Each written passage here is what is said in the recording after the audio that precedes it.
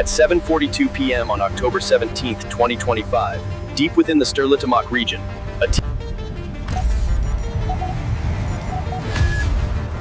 the target is now just 500 feet away.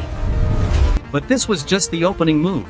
With the entire base now on alert, could operators detect and stop the second, more critical drone? The answer was decided 72 hours earlier. While sophisticated satellites scanned the skies, the plan began its journey on the ground. It was concealed inside a single, unassuming truck. It started with a contract on the dark web, hiring a local driver for a routine haul, a prefabricated log cabin. The driver had no idea his cargo, traveling 800 miles, was actually a mobile launch platform. Tucked inside the wooden shell, an insider agent was assembling a Gogol-M mothership drone and its payload. The genius wasn't just the delivery method, it was the drone's advanced cloaking technology. The TFL-1 used embedded LEDs to emit a thermal signature mimicking a Sparrow, calibrated just 2 degrees warmer than the air. To a Russian radar operator glancing at a screen, it wouldn't register as a threat, but as insignificant wildlife. The stakes were high. The objective, to incinerate a $500 million factory and instantly cripple 30. The stakes were high. The objective, to incinerate a $500 million factory and instantly cripple 30. This required threading a needle through a dense web of overlapping defense systems. The primary shield was the M2, A formidable weapon with a 10-mile bubble designed to eliminate low-flying targets. Backing it up was the Nebo-M radar. It scanned for targets with a low radar cross-section, exactly the profile of the TFL-1. Enveloping the area was the Krasuka-4, a powerful electronic warfare system capable of jamming GPS and control links. To break through this, the plan had to be perfect. 3 days earlier, October 14th, the plan went live. A nondescript Kamaz truck merged onto the M5 highway, its cargo log listing prefabricated cabin parts. Inside that shuddering container, it was anything but routine. Under the dim glow of a battery-powered lamp, a single agent was assembling the Gogol-M mothership, piece by piece. The container was lined with military-grade thermal insulation, designed to mask his body heat. And a GPS spoofer broadcast a fake signal, making the truck's manifest appear perfectly legitimate. For 800 grueling miles, the truck blended in, a ghost moving through the enemy's own logistics network. 50 miles from the plant, it pulled off into a desolate stretch of farmland. As dusk settled, a section of the roof slid open. The Gogol-M, now armed, ascended vertically into the twilight. It leveled off at just 80 feet, hugging the contours of the Ural River basin to stay beneath the detection ceiling. The package was delivered. Now, the Gogol-M had to navigate 50 miles of hostile airspace. Could it reach the release point before the more sensitive short-range defenses even knew it was there? At 7:31 p.m., inside a M2 command vehicle, an operator's routine scan was interrupted by a faint, intermittent signal. It was too slow for a missile, too large for a bird, and flying too low for any conventional aircraft. The system's algorithm flagged it as uncategorized biological, but the operator's instincts screamed otherwise. A commander, annoyed by the alert, gave a dismissive order. Fire a single missile. Let's see if it flinches. A 9M317 missile screamed off its rails. The Gogol-M wasn't flying blind. Its onboard lidar system instantly detected the launch and mapped the missile's trajectory. The mothership dropped, its belly nearly skimming the water. The missile locked onto the drone's previous altitude and flew overhead. On the Russian screen, everything turned red. The contact was reclassified. Hostile, threat level 1. Panic replaced boredom. Activate Krasuka 4, full power jamming! Get Spetsnaz on the ground now! A crushing wall of electronic noise flooded the airwaves, a brute force attempt to sever the drone's connection. Moments later, 200 Spetsnaz operators mobilized, establishing a 5-mile lockdown perimeter around the factory. The element of surprise was gone. The Gogol-M was now flying into an electronic hurricane and a closing ring of elite soldiers. Its mission wasn't to attack, but to deploy its deadly payload. The question was, had the trap been sprung too soon? At 7:34 p.m., flying into the teeth of the Krasuka 4's jamming field, the Gogol-M released the 2 TFL-1 drones. For the Russians, this should have been the kill shot. The electronic warfare bubble was designed to sever command links and scramble GPS. And for the first 90 seconds, it worked. The TFL-1's GPS links died. Their systems switched to the AI Phantom protocol. The tiny LEDs embedded in their airframes flickered to life. Simultaneously, their flight computers, running a neural network trained on thousands of hours of avian flight data, took over. The drones began executing constant, subtle heading changes, perfectly mimicking the erratic flight path of a bird. This was the intellectual counterpunch. The TOR-M2's sophisticated Doppler filter saw these movements and dismissed them. On the Russian radar display, the 2 contacts simply vanished into the background noise. The operators were now blind. An A-50 AWACS at 30,000 feet was redirected. Its powerful look-down thermal imaging doesn't care about flight paths. It only looks for heat. At 7:36 p.m., the moment the A-50 was retasked, the drone's fate was sealed. From 30,000 feet, the battlefield looked different. The sensors didn't care about flight patterns. An analyst aboard flagged 2 signatures. They were small, but their thermal output was undeniably artificial. The AWACS became the TOR-M2's eyes, feeding it targeting information. The ground operator just needed to pull the trigger. A 9M317 SAM ignited, punching a hole in the night sky, racing toward the lead drone. The TFL-1's threat receiver shrieked.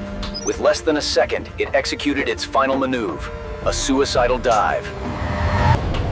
It dropped to just 50 feet, but it had dived from one trap into another. Below, the 200 Spetsnaz operators had deployed. Motorized spools of tripwire were strung between trees, creating a spinning web of steel.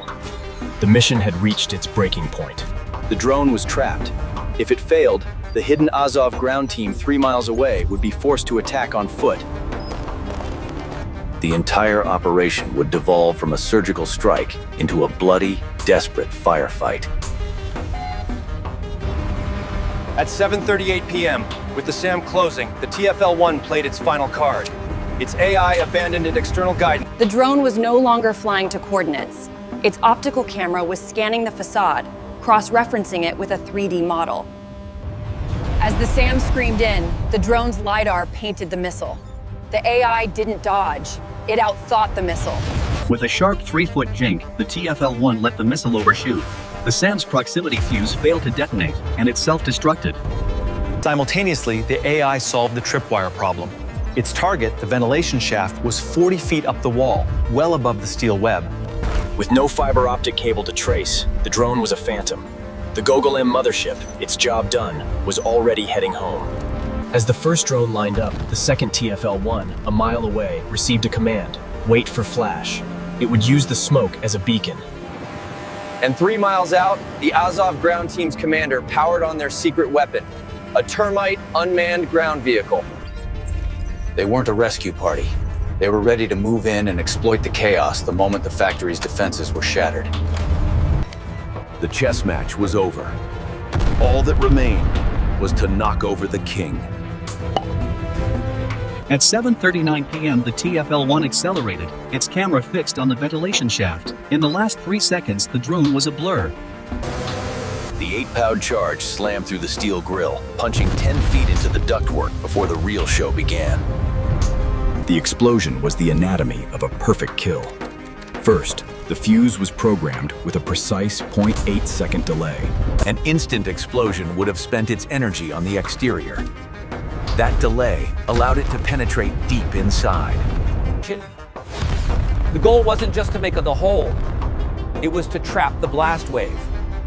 What happened next was like... With nowhere to escape, the 500 psi pressure wave smashed against the concrete walls, rebounding and amplifying. It turned the entire curing bay into a pressure cooker, like locking the Hulk in a microwave. This pressure didn't just destroy equipment, it shattered the building's skeleton. Concrete support columns snapped. The main roof gave way, pancaking onto the floor below and crushing the entire production line. Finally, the secondary effects. The blast also vaporized the plant's main electrical conduits. The lights didn't just go out. The entire grid experienced a catastrophic failure. The Spetsnaz teams were lost in a toxic black cloud, utterly blind. In the immediate aftermath, 25 of the plant's senior technicians and managers were instantly taken off the board. Spetsnaz teams scrambled blindly through the smoke, while emergency sirens wailed all night. The next morning, state media reported a minor safety incident. But high above, an NRO satellite was taking pictures. It found a 50-foot Will crater, confirming the accident had an 8-pound FPV drone as its cause. The shockwave didn't stop. It triggered a strategic collapse across the front. With their command network shattered, encrypted channels fell silent.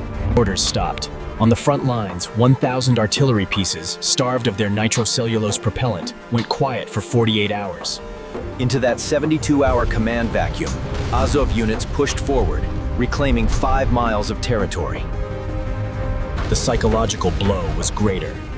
Russian commanders grew jittery, eyeing every flock in the sky with suspicion. With an AI-powered Sparrow and a delivery truck, Ukraine proved the defining rule of modern war. The winner isn't the side with the most expensive weapons, but the one who uses them with the most audacity. The lesson for today. Next time you hire a driver off the dark web, maybe check the package first. Now for a challenge. If you were running the next Black Op, what would you disguise the drone delivery truck as? A bakery van? An ambulance? Drop your most insane ideas in the comments below. If you want more breakdowns of the genius tactics and tech changing the face of this war, smash that like button. Subscribe and hit the notification bell so you never miss a mission.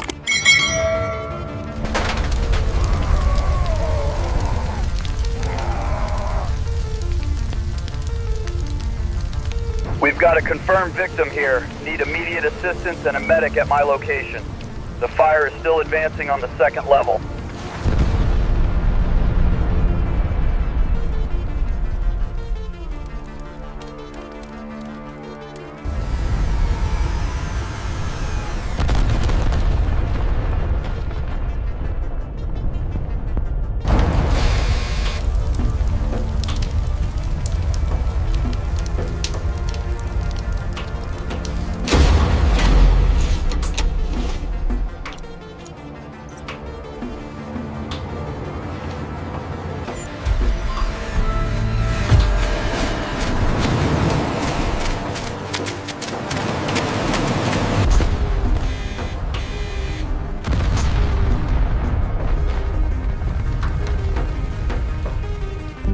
В эфире «Вести». На орбиту успешно выведен новый спутник связи. Его панели раскрываются прямо сейчас.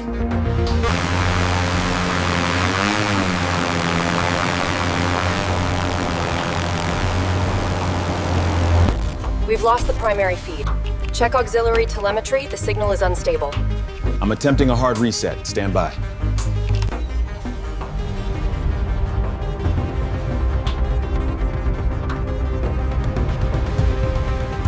They've advanced faster than anticipated. Bravo team, adjust your approach vector to waypoint Charlie.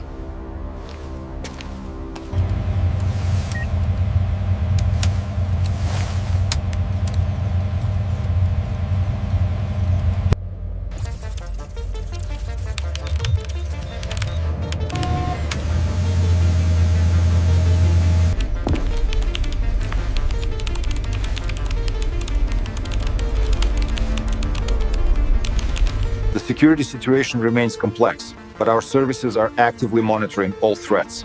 We will not allow these provocations to succeed. Implementing this technology isn't just about efficiency, it's about securing our position in the global market for the next decade. It is imperative that we consider the long-term implications of this decision, particularly regarding its impact on market stability. And that is why the projected growth, despite the challenges, remains exceptionally strong for this quarter.